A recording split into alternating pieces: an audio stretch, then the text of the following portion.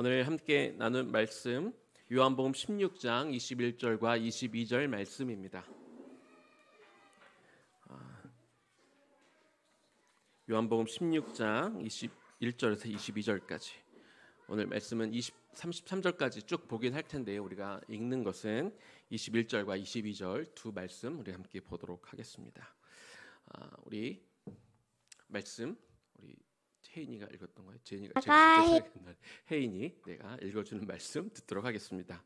나가 해산하게 되면 그때가 이르렀으므로 근심하나 아기를 낳으면 세상에 살아난 기쁨으로 말미암아 그 고통을 다시 기억하지 않으리라. 지금은 너희가 근심하나 내가 다시 너희를 보리니 너희 마음이 기쁠 것이요 너희 기쁨을 빼앗을 자가 없으리라. 요한복음 16장 21절에서 22절. 아멘. 아멘. 이렇게 한 글자 한 글자 이렇게 가리키면서 읽는 모습이 너무나 귀합니다. 요한복음 16장 말씀은요, 이 13장부터 17장까지 예수님이 하셨던 이 마지막 어떻게 보면 유언의 말씀 중에 한 부분입니다. 예수님은 이제 제자들과 마지막 시간을 보내고 있었습니다. 곧 체포될 것이고 그리고 혹독한 심판과 그리고 불의한 재판이 기다리고 있었습니다. 십자가를 지기 전에 또 많은 모욕을 당하고 혹독한 채찍질을 당할 것도 예수님은 이미 알고 계셨습니다. 예수님은 이런 어떤 절박한 상황 가운데 놓여져 있었는데요. 오늘 이 16장 말씀 21절부터 33절까지 쭉 그 뒤에 말씀을 보면 예수님은 이제 실제적으로 그 어렵고 힘든 일을 당할 본인을 위한 말씀을 하시는 것이 아니라 이제 남겨질 제자들을 위로하는 말씀을 하고 계시는 것들을 우리가 볼 수 있습니다. 특별히 이 앞으로 이제 죽으시고 부활하실 예수님은 제자들에게 크게 세 가지 키워드를 남겨주셨는데요. 그 세 가지 키워드는 기쁨, 사랑, 평안입니다. 오늘 이 세 가지, 이 부활을 맞이한 저 여러분이 이 예수님의 말씀 가운데 누리고 살아야 될 이 세 가지 키워드를 한 가지씩 나누어 보도록 하겠습니다. 먼저 부활의 예수님은요, 기쁨을 약속하셨습니다. 예수님은 여러 차례 제자들에게 당신이 떠날 것에 대해서 말씀해 주셨는데요. 요한복음 16장 16절 말씀을 보니까 조금 있으면 너희가 나를 보지 못하겠고 또 조금 있으면 나를 보리라 하시니, 여기서 조금 있다가 보지 못하겠다는 것은 예수님의 십자가 죽음을 말씀하시는 거고요. 또 조금 있으면 나를 보리라 하신 말씀은 예수님이 부활하셔서 제자들이 다시 예수님을 만날 것에 대한 말씀입니다. 이 이야기를 듣고 제자들이 불안에 휩싸였습니다. 제자들이 뒤에 살아나실 거다, 그래서 다시 만날 거다라는 이야기는 귀에 들리지도 않았고요. 일단 예수님이 죽으셔서 너희가 나를 보지 못하겠다 하는 말에 딱 사로잡혀서 그들의 마음엔 굉장히 근심과 걱정이 많았습니다. 이 제자들의 걱정과 근심을 잘 알고 계시는 예수님은 그러나 너희가 지금은 근심하겠지만 이 근심을 덮고도 남을 큰 기쁨이 너희를 기다리고 있다, 이렇게 말씀해 주십니다.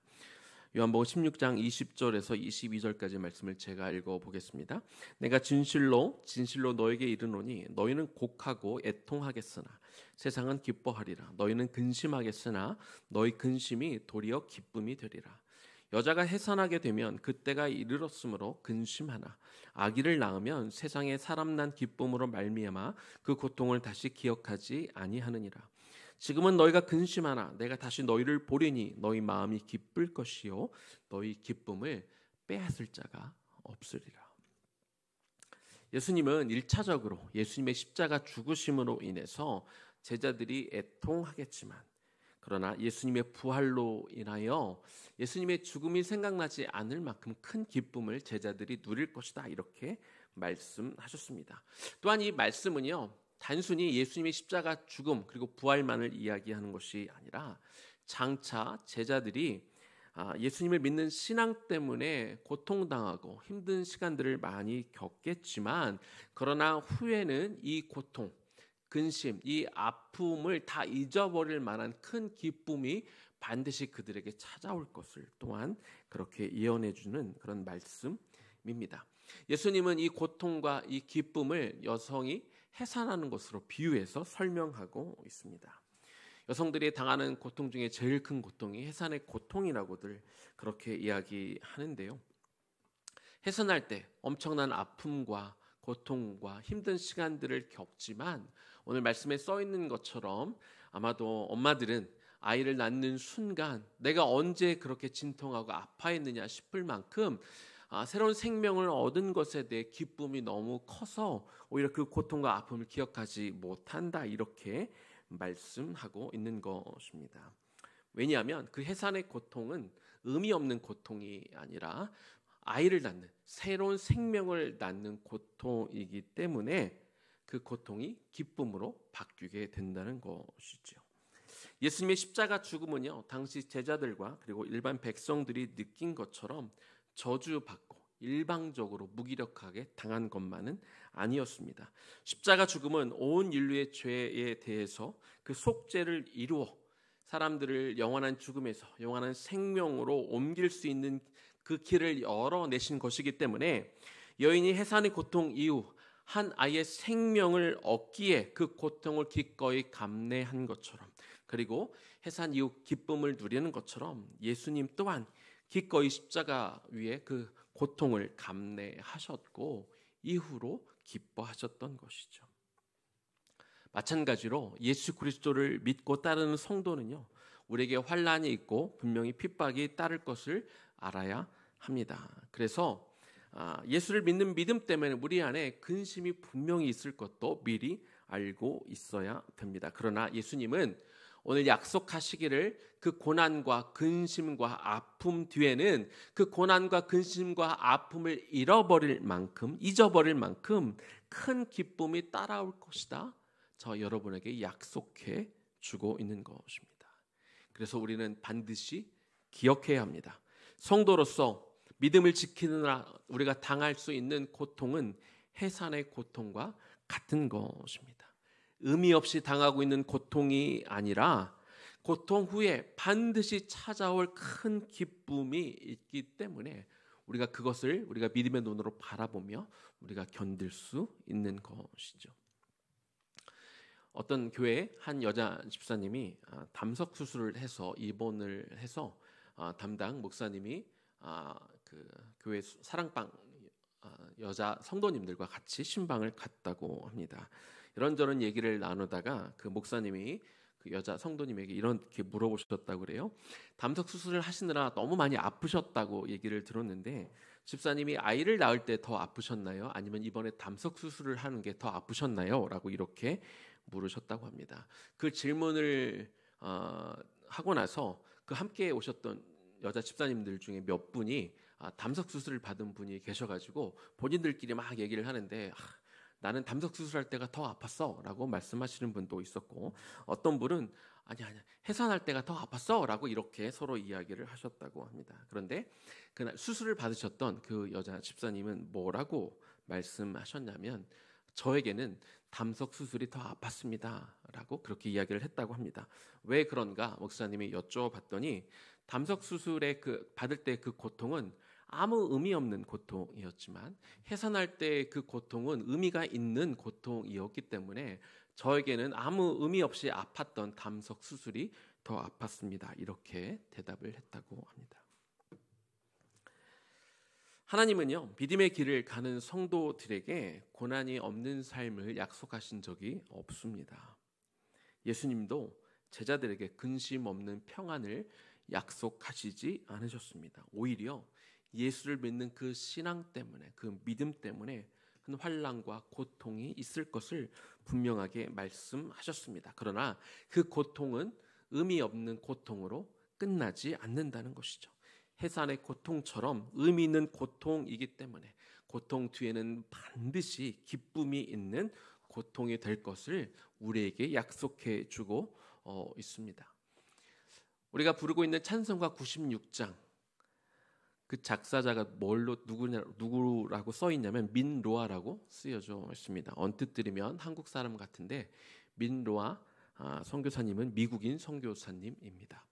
1892년 프레드릭 S. 밀러 선교사님이 부인과 함께 미국 북장로회 소속 선교사로 조선 땅에 도착하셨습니다. 조선에 오신 이후로 이름을 민로아라고 이렇게 지으셨습니다. 그 선교사님 부부는 이 땅에 조선 땅에 선교하러 오긴 했지만 당시까지 아이가 없었기 때문에 아이를 놓고 기도하고 계셨는데 조선 땅에 온 지 6년 만에 첫 아들을 낳았다고 합니다. 그러나 8개월 만에 그 아들이 하늘나라로 가게 되었습니다. 아들의 시신을 양화진에 묻고 나서 3년 정도 그 아픔이 조금씩 아물어 갈 때쯤 둘째 아이가 생겼습니다. 그런데 둘째 아이는 그만 태어난 지 하루 만에 또 하늘나라로 가게 되었습니다. 그것이 끝이 아니었습니다. 둘째 아이를 보내고 1년 후에는 사랑하는 아내마저 하나님의 부르심을 받고 천국으로 보내야 했습니다. 보통 사람들은 아무리 선교사라도 이런 일을 당하게 되면 하나님이 왜 나를 이렇게 하시는가? 내가 선교사로 헌신하기 위해 그 많은 것들을 내려놓고 왔는데 왜 나에게 이런 시련을 주실까? 내가 조선 땅에 잘못 왔나 보다 싶고 조선 땅을 떠났을 것입니다. 그러나 선교사님은 그 이후로도 조선 땅을 떠나지 않고 계속해서 사역을 하셨는데요. 아내를 떠나 보낸 이후로 두 자녀와 아내마저 떠나 보낸 이후로 지은 찬송가가 바로 96장 예수님은 누구신가? 입니다. 1절의 가사만 제가 읽어보겠습니다. 예수님은 누구신가?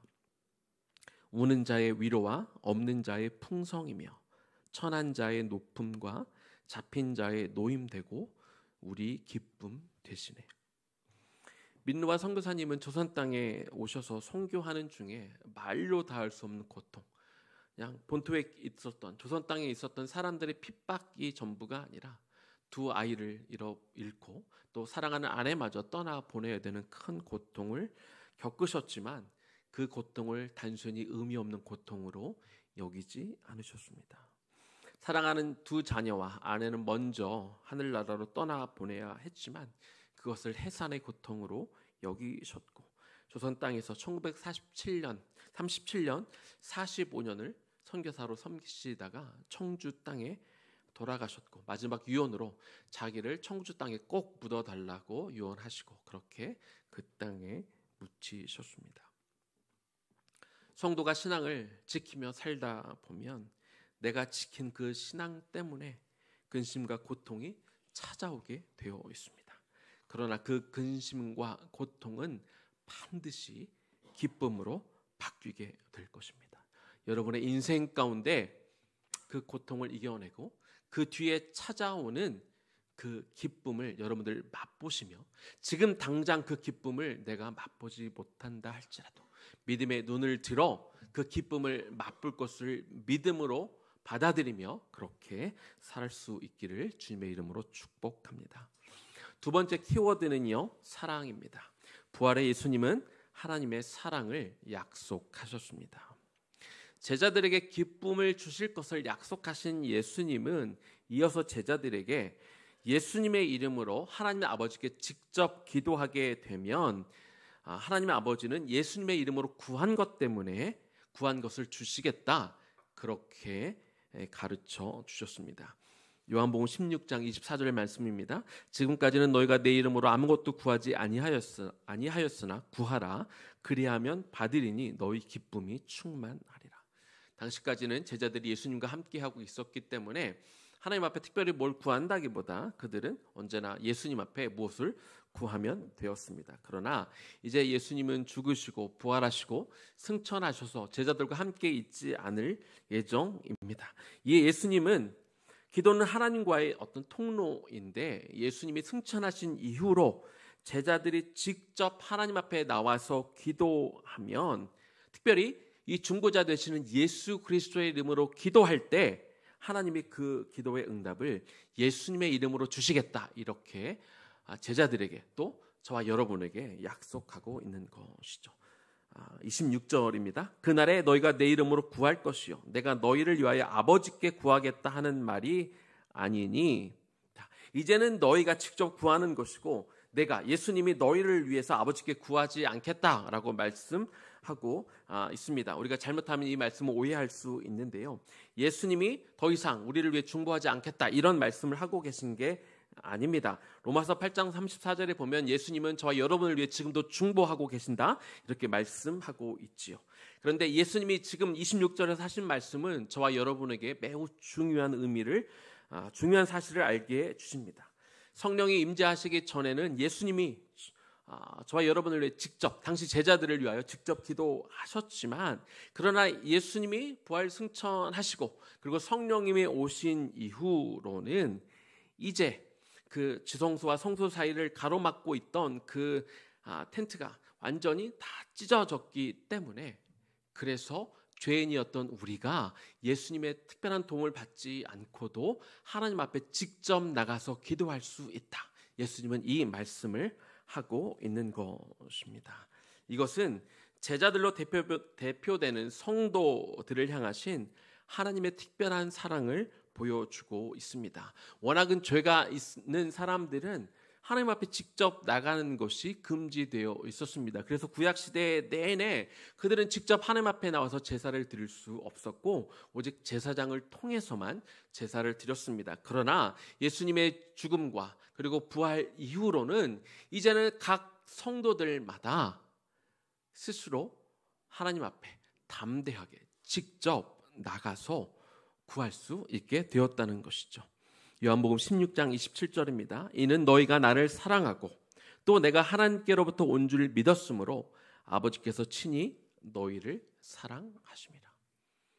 하나님이 저와 여러분을 너무 사랑하시기 때문에, 하나님이 그 제자들 너무 사랑하셨기 때문에 이제는 직접 하나님의 존전 앞에 나와서 하나님 앞에 기도할 수 있다 이렇게 말씀하셨는데, 그것은 하나님이 제자들 너무 사랑하시기 때문에, 또 하나님이 저와 여러분을 너무 사랑하시기 때문이라고 그렇게 예수님이 밝히고 있는 것입니다.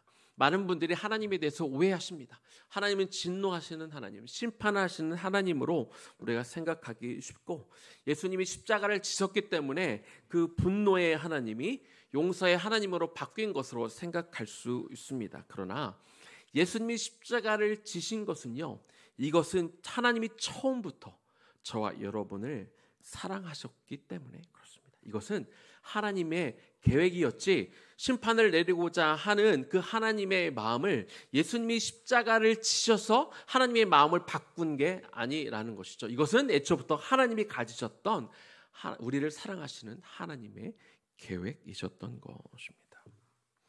하나님은 어떤 분이시냐면요, 하나님은 악한 자에게도 인자하신 하나님입니다. 누가복음 6장 35절 뒷부분만 좀 보면은요, 그는 은혜를 모르는 자와 악한 자에게도 인자하시니라.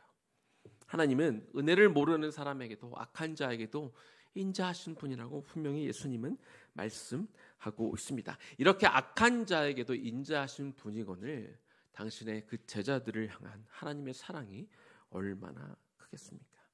그래서 예수님은 아버지께서 친히 너희를 사랑하신다 이렇게 말씀하고 있는 것이죠. 그런데 예수님이 이 말씀을 하실 때, 하나님이 너희들을 너무 사랑하신다라고 말씀하실 때 이 제자들의 상태는 어땠습니까? 완전히 망가져 있는 상태였습니다.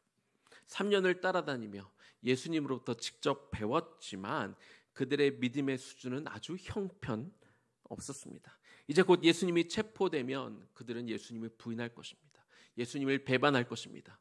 예수님을 저주하며 부인하고 떠나고 다 도망갈 제자들입니다.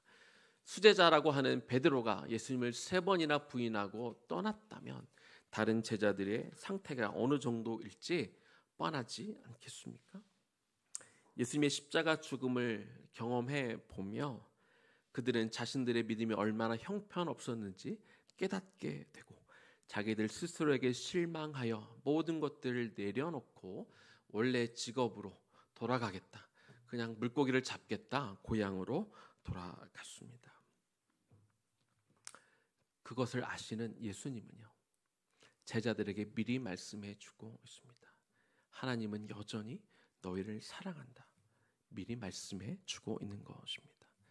그러므로 우리는요, 하나님의 사랑을 의심해서는 안 됩니다. 내 믿음이 식었을 때, 내가 실수하고 실패했을 때도 하나님은 저와 여러분을 여전히 사랑하십니다. 내가 못난 모습을 보이고 다닐 때도 하나님은 여전히 저와 여러분을 사랑하십니다. 그런데 우리는 고난이 찾아오면 하나님이 날 방관하시는 것으로 오해할 때가 있습니다. 예수님이 십자가에 달리셔서 그 고통의 부르짖음을 하는 동안 하나님은 철저하게 예수님을 외면하셨습니다. 그리고 침묵하셨습니다. 그러나 예수님은 하나님의 침묵에도 불구하고 하나님의 사랑을 절대로 의심하지 않으셨습니다. 그래서 끝까지 그 십자가를 질 수 있으셨습니다. 예수님은 하나님의 사랑을 조금도 의심하지 않고 묵묵히 십자가의 길을 걸어갔듯이 제자들의 앞길에도 분명히 이 십자가를 지는 듯한 고통과 어려움들이 찾아올 텐데, 설령 그런 시간들이 찾아온다 할지라도 너를 향한 하나님의 사랑을 의심하지 말라고 그렇게 당부하고 있는 것입니다. 우리 앞길에 하나님의 침묵이 있을 때 사랑하는 여러분, 하나님의 사랑을 의심하지 마시기 바랍니다. 하나님이 나의 고통을 보시면서 아무것도 해주지 않는 것처럼 느껴질 때도 하나님의 사랑을 의심하시면 안 됩니다. 내 기도를 응답해 주시지 않을 때, 심지어 하나님이 나를 징계하실 때조차도 하나님의 사랑을 의심하지 마시기 바랍니다. 나를 향한 하나님의 사랑은 절대로 변치 않을 것에 대한 확신을 하는 사람들이 결국 하나님의 나를 향한 그 사랑을 확신하기 때문에 내가 지고 가야 되는 그 십자가의 길을 끝까지 걸어가게 될 줄로 믿습니다. 세 번째 키워드는 평안입니다. 부활의 예수님은 평안을 약속하셨습니다. 요한복음 16장 33절입니다. 이것을 너에게 이르는 것은 너희로 내 안에서 평안을 누리게 하려 함이라. 세상에서는 너희가 환난을 당하나 담대하라. 내가 세상을 이기었노라. 자, 33절에서 예수님께서 제자들에게 평안을 약속하고 계신데요. 예수님은 두 가지 종류의 평안을 약속하고 있습니다. 첫 번째는 환난 중에 평안입니다. 우리가 평안이라고 하면 나에게 아무런 어려움이 없는 상태를 평안이라고 생각하기 쉽습니다. 그러나 오늘 주님이 저와 여러분에게 또 제자들에게 약속하신 평안은 아무 일도 일어나지 않는 평안이 아니라 환난 가운데 일어나게 될 평안, 이것을 약속하셨습니다. 그래서 너희가 환난을 당하나 이렇게 시작하고 있는 것이죠. 하나님은 우리 예수님은 저와 여러분에게 환난을 통과하지만 그러나 환난 가운데 누리는 평안을 주시겠다 약속하셨습니다. 제자들이 환난을 경험할 수밖에 없는 이유는 그들은 세상과 구별되게 앞으로 살기 때문에 그렇습니다. 말씀대로 살아가는 모든 사람들은 과거에 환난을 당했고 지금도 당하고 있고 앞으로도 당하게 될 것입니다. 그런데 예수님은 환난을 당하나 담대하라 이렇게 저와 여러분에게 명령하고 있습니다. 담대하라는 단어는요, 일반적으로 계속 용기를 내라, 두려워하지 말라라는 의미로 사용되지만 담대하라는 단어가 명령형으로 사용되어질 때는 좀 다른 뜻으로 사용이 됩니다. 어떤 뜻으로 사용이 되냐면 마음을 다시 고쳐 먹어라 이런 뜻으로 사용이 됩니다. 환난을 당하나 담대하라. 환난을 당하겠지만 너의 마음을 고쳐 먹어라. 환난을 당할 때 하나님 나를 미워해서 싫어해서 내가 이런 고통을 당하는 것이 아니다. 환난을 당할 때 그러나 예수님이 여전히 나를 사랑하시고 하나님이 여전히 나를 기뻐하시고 그리고 그 뒤에 있을 기쁨이 기다리고 있기 때문에 환난을 당할 때 그냥 맥없이 고난당하고 좌절하고 엎어져 있지 말고 그 마음을 고쳐 먹어라. 예수님이 이렇게 말씀하고 있는 것입니다. 예수님은 더 이상 이 땅에 이제 계시지 않을 것이라는 말씀에 제자들이 두려워하고 있었기 때문에 그 제자들의 내면의 상태를 너무 잘 알고 계시던 주님은 너희가 환난을 당하겠지만 그러나 담대하라. 그때마다 두려움이 올 때마다 외로움을 느낄 때마다 힘들다고 느낄 때마다 그때마다 너의 마음을 고쳐 먹어라. 이렇게 명령하고 계신 것입니다. 세상에서 환난을 당할 때 우리가 마음을 고쳐 먹어야 되는, 우리가 담대해야 되는 근거가 어디에 있습니까? 예수님이 세상을 이미 이기셨기 때문이라고 예수님은 그렇게 저와 여러분에게 가르쳐 주고 있습니다. 이미 이기었노라. 내가 세상을 이기었노라. 너희가 환난을 당하나 담대하라. 내가 세상을 이기었노라. 이기었노라는 단어는 완료 시제로 기록이 되어 있습니다. 그래서 아직 이루어지지 않은 일이지만 마치 이미 이루어진 것처럼 선포하고 계신 것입니다. 십자가 죽음과 부활을 통한 어둠의 권세에 대한 승리가 너무나 명백하기 때문에 예수님은 이미 이기었다 선포하고 있는 것이죠. 우리가 세상을 살며 하나님 말씀대로 살아가면 고난과 힘든 일이 찾아올 수밖에 없지만, 그러나 이 삶의 끝은 이미 승리로 결정되어 있다는 것입니다. 그래서 우리가 마치 좀 힘든 일을 겪을 때 내가 패배한 사람처럼 살지 말라고 예수님이 말씀하고 있는 것이죠. 두 번째, 우리가 누리는 평안은요, 주님 안에서 누리는 평안입니다. 33절 다시 한번 보겠습니다. 이것을 너에게 이르는 것은 너희로 내 안에서 평안을 누리게 하려 함이라. 예수님은 당신 안에서 평안을 계속 누릴 수 있다 말씀하셨습니다. 여기서 평안을 누리다 할 때 누리다라는 단어의 원어적인 의미는 계속 소유하다라는 의미입니다. 세상적인 평안은 내가 평안할 때만 우리가 누릴 수 있는 것이 아니라 우리 삶에 예수님을 믿는 믿음 때문에 어떤 어려운 일이 닥칠 때도 그래도 그때는 없어지는 것이 아니라 그때도 우리가 계속 유지할 수 있어야 되는 것이라고 말씀하고 있습니다. 왜 상황에 따라 우리의 평안이 바뀌지 않고 우리가 계속 누릴 수 있겠습니까? 진정한 평안은 오직 예수님으로부터 오기 때문에 그렇습니다. 요한복음 14장 27절입니다. 평안을 너에게 끼치노니 곧 나의 평안을 너에게 주노라. 내가 너에게 주는 것은 세상이 주는 것과 같지 아니하리라. 너희는 마음에 근심하지도 말고 두려워하지도 말라. 진정한 평안은 예수님으로부터 나오는 것인데, 평안의 근원이신 예수님께서 이제 내 안에 거하시기 때문에 우리가 상황의 변동과 상관없이 아무리 상황이 어려워져도 우리는 내 안에 계신 평안의 근원 되신 예수님으로 인하여 우리는 계속 평안을 누릴 수 있게 되는 것이죠. 예수님이 내 안에 거하신다는 말은 또 무슨 말씀일까요? 예수님의 말씀이 내 안에 거한다. 그런 의미가 됩니다. 환난을 당하라, 담대하라. 환난을 당할 때 너의 마음을 고쳐 먹어라. 너희는 이미 세상을 이기었다. 너희는 이미 세상을 승리한 것과 다름이 없다라고 말씀하시는 그 말씀을 너희 안에 새겨라. 너희가 힘들 때마다 이 안에 있는 그 말씀을 자꾸 끄집어내라.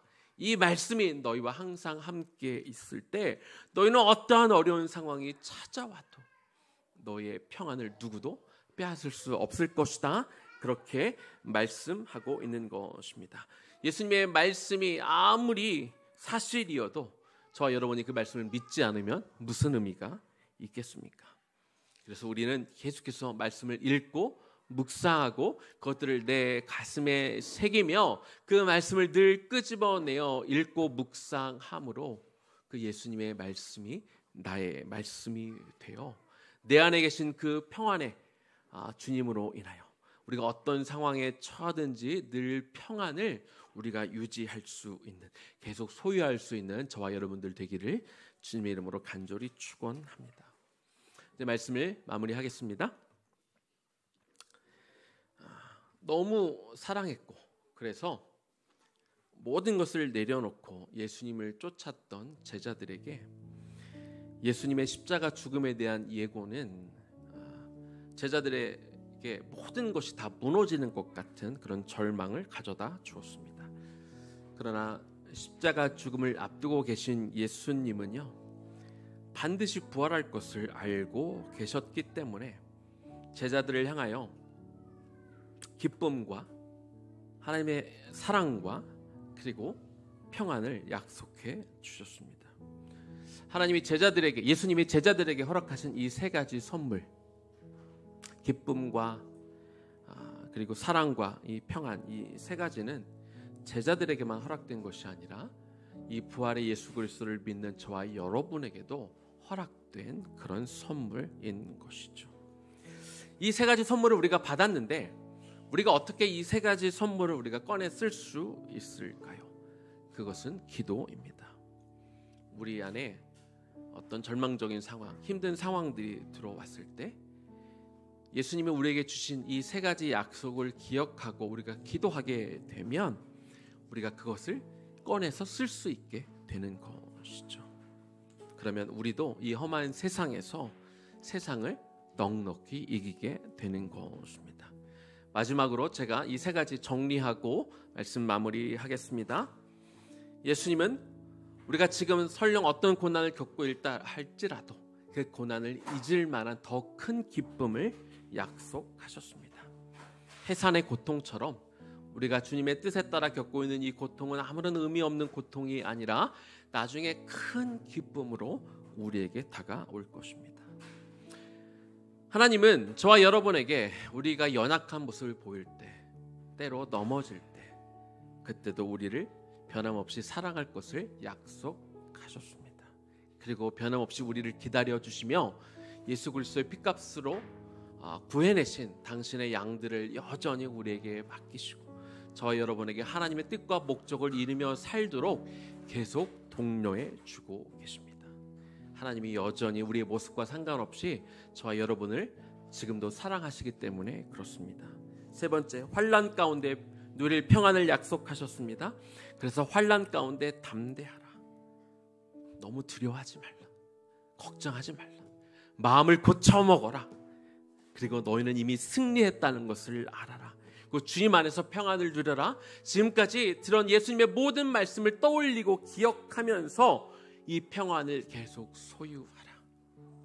이 부활을 맞이하며 부활하신 예수님을 믿는 모든 자들에게 주신 이 기쁨과 그리고 사랑과 이 평안, 이 세 가지를 꼭꼭 여러분 주머니에 넣고 계셨다가 필요할 때마다 기도하며 이 세 가지를 꺼내 늘 삶 가운데 승리하는 삶을 살아가시기를 주님의 이름으로 간절히 축원합니다. 우리 마지막 찬양하면 좋겠습니다. 6월절 어린 양의 피로 우리 찬양하고 우리 기도하겠습니다.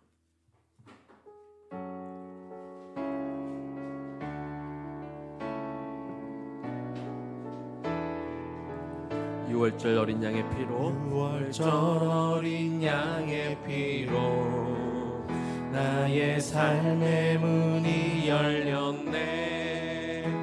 저 어둠의 권세는 힘이 없네. 저 보혈의 능력으로 원수가 날 정죄할 때에도 난 의롭게 설 수 있네. 난 더 이상 정죄함 없네. 난 주 보혈 안에 있네. 난 주 보혈 안에 있네. 그 피로 내 죄 사했네. 하나님의 긍휼 날 거룩해 하시었네. 나 주 보혈 아래 있네. 난 원수의 어떠한 공격에도 더 이상 넘어지지 않네. 나 주 보혈 아래 있네. 우리 한 번 더 찬양할까요? 6월절 어린 양의 피로 나의 삶의 문이 열렸네. 저 어둠의 권세는 힘이 없네. 주 보혈의 능력으로 원수가 날 정죄할 때에도 난 의롭게 설 수 있네. 난 더 이상 정죄함 없네. 난 주보혈 아래 있네. 난 주보혈 아래 있네. 난 주보혈 아래 있네. 그 피로 내 죄 사했네. 하나님의 긍휼 날 거룩해 하시었네. 나 주보혈 아래 있네. 난 원수의 어떠한 공격에도 더 이상 넘어지지 않네. 나 주보혈 아래 있네. 난 주보혈 아래 있네. 난 주보혈 아래 있네. 그 피로 내 죄 사했네. 하나님의 긍휼 날 거룩해 하시었네. 나 주보혈 아래 있네. 난 원수의 어떠한 공격에도 더 이상 넘어지지 않네. 난 주보혈 아래 있네. 우리 함께 기도하면 좋겠습니다. 우리 들은 말씀을 기억하며 특별히 이 세 가지 키워드를 기억하며 기도하면 좋겠습니다.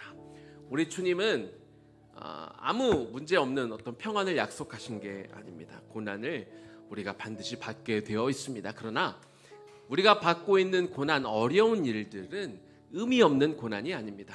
지금 여러분이 하나님의 어떤 부탁으로 하나님의 어떤 소명 가운데 가고 있으면 일이 그냥 저절로 풀려지고 쉽게 가는 것이 아니라 하나님의 일을 감당하기 때문에 어려운 일이 반드시 생길 수밖에 없습니다. 그러나 그 고통과 어려운 일을 경험하는 것들이 절대 의미 없는 것이 아니라 주님이 이 모든 것들을 바라보시며 그리고 지금 당장 기쁜 일이 없어 보인다 할지라도 분명 아름다운 열매를 하나님이 지금도 맺어가고 계시고 그 열매를 바라볼 때 우리가 지금 겪고 있는 고통은 아무것도 아닌 큰 기쁨을 약속해 주고 계신 것이죠. 그 기쁨을 우리가 바라보며 우리가 살아야겠습니다. 주님은 우리의 연약한 모습, 우리가 주님의 일을 하며 때로 넘어지기도 하고 좌절하기도 하고 실망하기도 하고 참 우리가 여러 사람을 나 스스로에게 실망하기도 다른 사람들에게 실망을 끼치기도 하지만 그러나 변함없이 하나님은 여러분을 사랑하고 계시고 여러분을 기다려 주십니다. 그리고 다시 일으켜 세우셔 그 기쁨을 나중에 맛볼 수 있도록 주님이 뒤에서 도와주고 계시는 것이죠. 변함없이 우리를 사랑하시는 그 사랑을 기억하시기 바랍니다. 그리고 환난 가운데 주님은 평안을 약속해 주셨습니다. 환난 속에서 그래서 담대하라 말씀하고 있는 것이죠. 환난 가운데 좌절하는 마음이 들고 나는 안 된다는 생각이 들 때 너의 그 마음을 고쳐먹어라 우리에게 명령하고 있습니다. 너는 이미 승리했어. 왜? 예수 그리스도가 이 죽음 사망 권세를 이기고 부활하셨기 때문에 네가 그 예수 그리스도를 믿고 있잖아. 너도 반드시 부활하고 반드시 승리했다 이미 말씀하시는 주님의 말씀을 듣고 평안을 찾아야 됩니다. 주님 안에서 평안을 누려라. 이 평안을 계속 소유하라 말씀하고 있습니다. 우리가 이 말씀을 기억하고 있는 한, 우리가 이 말씀을 붙들고 기도하는 한 주님께서 우리에게 약속하십니다. 이 기쁨과 사랑과 평안을 약속하셔 주셨사오니 하나님 앞으로 우리가 걸어가는 인생 가운데 이 세 가지 단어를 기억하며 우리가 절대로 사단에게 지지 않으며 끝까지 이 십자가의 길을 나도 걸어가겠습니다 하는 마음으로 우리 주님의 이름 한번 부르며 기도하며 나아갑니다. 주여. 하나님 이 시간 기도합니다. 하나님 이 시간 기도합니다. 하나님 이 시간 기도합니다. 아버지 하나님, 부활하신 예수님께서 제자를 근심하고 있는 제자들에게 이렇게 말씀하셨습니다.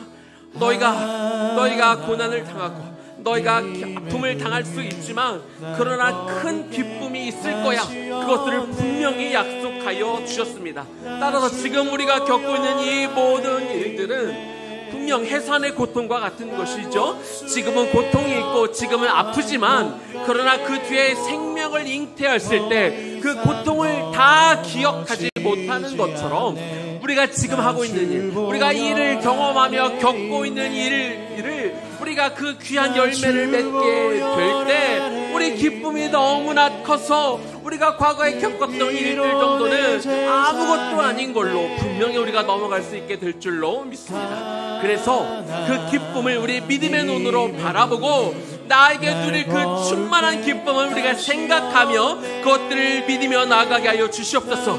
그것을 믿었기 때문에 예수님이 십자가상에서 그 죽음과 고통을 두려워하지 않고 죽음 이후에 있을 온 인류에 대한 구속과 영원한 생명을 그가 믿었기 때문에 그래서 끝까지 십자가의 죽음을 받아들였던 것처럼 아버지, 우리가 십자가의 길을 걸어가며 이 좁은 길을 걸어가며 우리 가운데 환난이 있겠지만 우리에게 다가올 하나님이 약속하신 그 기쁨, 하나님 정말 그 어떤 기쁨과 하나님 비교할 수 없고 사단이 절대로 빼앗을 수 없는 그 기쁨을 우리가 상상하며 그것을 믿음의 눈으로 바라보며 나아가게 하여 주시옵소서.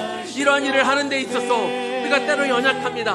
제자들은 너무 연약했습니다. 예수님을 배반했습니다. 부인하고 도망가고 낙담하고 절망했던 그런 제자들이었지만 하나님은 변함없이 그 제자들을 믿어주시고 사랑해 주셨지요. 그것이 하나님이 우리를 향한 사랑입니다. 그것이 날 향한 주님의 사랑인 줄을 내가 믿습니다. 그래서 아버지께서 나를 여전히 기다려주시고 여전히 나를 붙들어 주셔서 그 기쁨을 맛보도록 우리를 참아주시고 우리를 기다려주시고 우리가 때로 넘어진 것 같지만 완전히 넘어진 것이 아니라 주님께서 여전히 나를 붙들고 계신 줄을 믿사오니 그 주님 앞에 그 주님의 사랑을 받았기에 나는 존귀한 자입니다. 나는 보배로운 자입니다. 나는 보석과 같은 존재에 있지요. 그것들을 믿음으로 받아들이며 다시 한번 일어나 그 나를 향한 주님의 사랑에 보답하는 마음으로 다시 일어가게 하여 주시옵소서. 이 환난 속에 주님 우리에게 평안도 약속해 주셨습니다. 이 평안 속에서 평안을 약속하시며 환난이 있겠지만 담대하라 말씀하십니다. 우리의 마음이 어려워질 때마다 너의 마음을 다시 고쳐먹으라 우리에게 말씀하고 있는 것이죠. 왜냐하면 우리는 이미 승리했기 때문에 그렇습니다. 예수님이 사망 권세를 이겨내고 부활하셨던 것처럼 우리가 지금 누리는 어려움은 끝이 아니라 우리도 반드시 우리는 이미 승리를 우리가 이미 쟁취했기 때문에 우리가 겪고 있는 이 속가 우리가 우리를 스스로 정죄하고 힘들어하고 나는 안 된다는 생각이 들 때마다 마음을 고쳐먹게 하여 주시옵시고 다시 한번 일어날 수 있도록 도와주시옵소서. 주님, 우리가 환경에 따라 우리가 평안했다가 불안했다가 우리 왔다 갔다 하는 신앙이 아니라 주님 안에서 언제나 이 평안을 누리기를 원합니다. 주님 우리에게 말씀하셨습니다. 이 평안을 계속 소유하라, 이 평안을 누려라 말씀하여 주셨습니다. 우리가 주님께서 주신 이 약속의 말씀들을 우리가 기억하고 우리가 기도할 때 우리가 주님 앞에 기도할 때 주님 우리에게 다시 한번 이 기쁨의 약속을 되새겨 주시며 하나님의 사랑을 다시 한번 리마인드 해주시며 이 평안을 주시겠다고 우리에게 약속해 주셨기 때문에 주님 우리가 낙심하지 않고 우리가 어떤 상황 가운데 계속해서 이 평안을 유지하며 평안을 누리며 살게 될 줄로 믿사오니 이 평안을 계속해서 삶 가운데 누리는 우리 모두가 되게 하여 주시옵소서.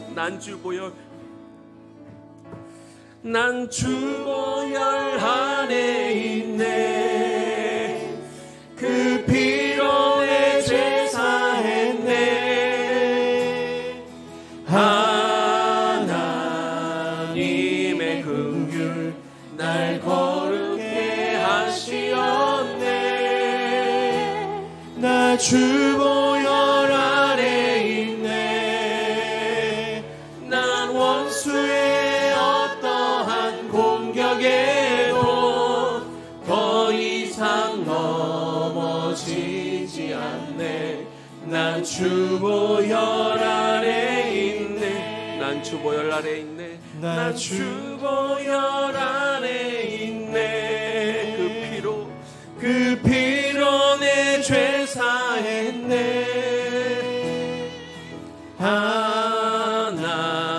하나님의 긍휼 날 거룩해 하시었네. 난 주보혈 안에 있네. 난 원수의 어떠한 공격에도 더 이상 넘어 주보혈 아래 있네. 난 주보혈 아래 있네. 난 주보혈 아래 있네. 난 주보혈 아래 있네. 난 주보혈 아래. 여러분의 믿음으로 고백하기를 원합니다. 난 주보혈 아래 있네. 주보혈 아래 있네. 제자들은 너무나 불안했습니다. 제자들은 너무나 힘들어했습니다. 더 이상 예수님과 함께할 수 없다는 것이 그들의 마음을 불안케 하고 그들의 마음을 힘들게 했습니다. 그들의 내면의 근심을 알고 계셨던 주님은 그러나 제자들에게 약속하셨고, 그리고 그 약속은 제자들에게만 해당되는 것이 아니라 부활의 예수님을 믿는 모든 성도들에게 주시는 약속이었습니다. 주님은 기쁨을 약속하셨습니다. 예수를 믿기 때문에 생길 수 있는 그 고통, 아픔, 그러나 그것은 의미 없는 고통이 아니라 마치 해산의 고통처럼 그 아이가 출생했을 때 얻는 기쁨이 너무나 커서 해산할 때 가졌던 그 아픔은 다 잊어버리는 것처럼, 우리가 예수를 믿기 때문에 주님의 뜻을 이루기 위해서 주님이 우리에게 부탁하신 일들을 할 때 생기는 고통이 있을 수 있지만, 그러나 그것과 비교할 수 없는, 사단이 절대로 빼앗을 수 없는 큰 기쁨이 우리 앞에 놓여져 있는 줄로 믿습니다.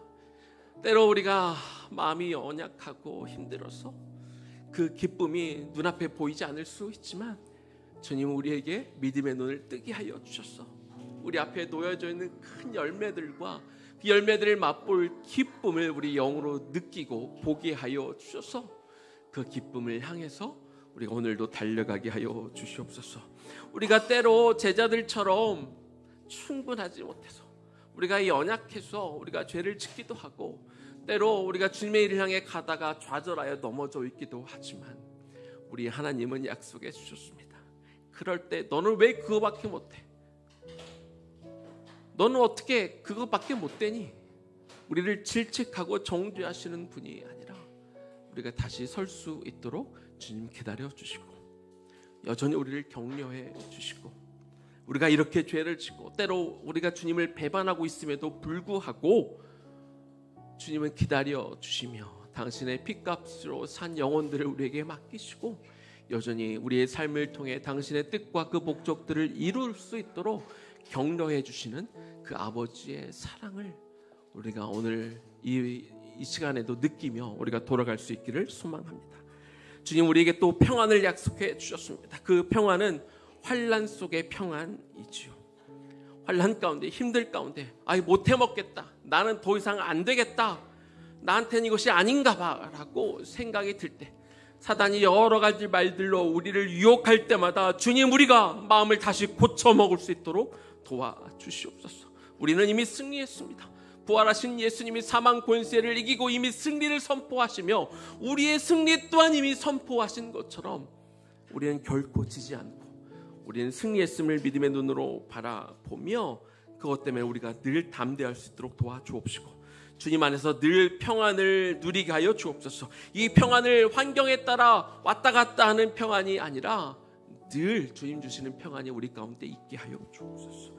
오늘 받은 그 말씀들, 주님이 주실 기쁨과 주님이 우리를 변함없이 사랑하심에 대한 약속과 이 평안에 대한 약속이 늘 떠오르게 하여 주셔서 우리가 기도할 때마다 이것을 꺼내 쓰고 사단을 이겨내고, 그래서 우리도 예수님처럼 당당하게 기쁨을 맛보며 주님의 사랑을 누리며, 그리고 평안 가운데 이 주님의 이 좁은 길을 끝까지 걸어갈 수 있는 우리 모두의 삶이 될 수 있도록 인도하여 주옵소서. 이제는 우리 주 예수 그리스도의 은혜와 하나님 아버지의 극진하신 사랑하심과 성령님의 감동 감화하심과 그 교통 역사하심이 고난을 잃어버릴 만한 큰 기쁨을 허락하시겠다는 그 주님의 약속과 우리의 연약함에도 불구하고 변함없이 우리를 사랑하시겠다는 하나님의 사랑과 환난 중에서도 우리에게 누릴 평안을 허락하시겠다는 주님의 약속을 굳게 믿고, 앞으로 어떠한 길을, 어떠한 어려움이 와도 당당하게 이 길을 헤쳐나가게 될 우리 청장년 세대와 그리고 우리를 통해 배우며 함께 이 길을 걸어가게 될 우리 다음 세대 머리 위에 지금부터 영원까지 충만하게 거하시기를 간절히 축원하옵나이다. 아멘.